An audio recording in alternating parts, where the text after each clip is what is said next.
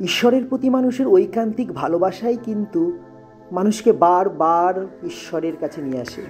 কারণ মানুষের সুখ দুঃখ হাসি কান্না দুঃখ কষ্ট সব কিছুর ভারই তো তার কাছে দিয়ে এসেছে মানুষ। আজ আমরা এসেছি দক্ষিণেশ্বরে মা ভবতারিণীর কৃপা লাভ করতে। জয় মা, সকলের মঙ্গল করো। আজ 28শে নভেম্বর বৃহস্পতিবার সকাল সকাল আমরা বেরিয়ে পড়েছি মায়ের কাছে যাব বলে। বহুদিন পর মা যে আজকে দেখেছে তাই তো আমাদের আসতেই হবে। এটা পার্কিংয়ের জায়গা। আজ আমার সঙ্গে রয়েছে চিনি মাসি, সংগ্রাম আর সংগ্রামের এক বন্ধু।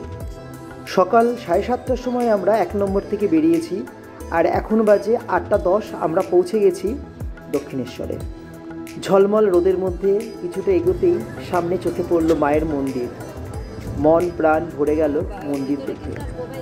আপনি শেষ কবে দক্ষিণেশ্বর গেছিলেন মায়ের কাছে একটু কমেন্ট করে জানাবেন প্লিজ। আমরা বাইকে এসেছি। আপনারা যদি দক্ষিণেশ্বর মেট্রো কিংবা লোকাল ট্রেনে আসতে চান তাহলে স্টেশনে নেবে কিছুটা হেঁটেই আপনারা এখানে পৌঁছে যেতে পারবেন। আমরা সোজা এখান থেকে এসেছিলাম আর এখানে ডালা কিনতে হবে। ডালার জন্য আমাকে এখানে যেতে হচ্ছে। 50 টাকা থেকে ডালা শুরু হয়ে যায়। আর যেখান থেকে ডালা নেবেন সেখানেই আপনি জুতো রাখতে পারবেন, হাত ধুয়ে নিতে পারবেন, ব্যাগ মোবাইল সব এখানে রাখতে পারবেন। শুধু পার্সটা নিজের কাছে রাখবেন। এখানে 100 টাকা করে ভোগ পাওয়া যায়। আপনি যদি ভোগ চান তাহলে এখানেই যোগাযোগ করলে ওই দোকান থেকে আপনাকে ব্যবস্থা করে দেবে ভোগের। কোভিডের পর থেকে কিন্তু ক্যামেরা নিয়ে মন্দিরের ভিতরে ঢোকা যায় না বলে আমরা ভেতরের কোনো ছবি তুলতে পারিনি। তবে বরাবরই এখানে পুজো দিয়ে খুব শান্তি পাওয়া যায়। আমরা ভিড় কম ছিল বলে খুব সুন্দর করে আমরা পুজোটা দিতে পেরেছিলাম আর মাকে মন ভরে দেখার মতো পর্যাপ্ত সময়ও পেয়েছিলাম। এটি হলো সারদা মায়ের মন্দির। পুজো দেওয়ার পর আমরা আরেকবার গেলাম গঙ্গার পাড়ের দিকে, যে জায়গাটা কিন্তু খুবই সুন্দর। এখানে পুজো দেওয়ার নিয়ম, প্রথমে গঙ্গায় গিয়ে হাত পা ধুয়ে কিংবা যদি আপনি স্নান করতে চান স্নান করে তারপর মাকে পুজো দিতে হয়।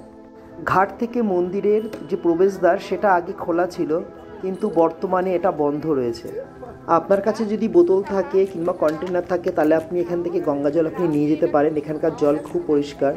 তাছাড়া এখানকার যে স্টলগুলো আছে সেখানেও কিন্তু ছোট ছোট ড্রাম পাওয়া যায় যেটাতে করে আপনি জল নিয়ে বাড়ি যেতে পারবেন। সামনে যেটা দেখা যাচ্ছে সেটা হলো বালি ব্রিজ আর তার সামনেই রয়েছে জেটি।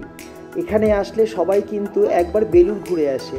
আপনি যদি এখানে কখনো আসেন তো বেলুড়টা ঘুরতে ভুলবেন না। আপনি চাইলে জলপথে জেটি দিয়ে যেতে পারবেন কিংবা সড়ক পথেও আপনি টোটো করেও যেতে পারবেন। বছরে একবার দুবার কম বেশি মায়ের কাছে সবাই আসে। কলেজে থাকাকালীন বহুবার বন্ধুদের সঙ্গে এসেছিলাম মায়ের দর্শনে, কিন্তু মাঝখানে বেশ কিছুদিন আমার এখানে আসা হয়ে ওঠেনি।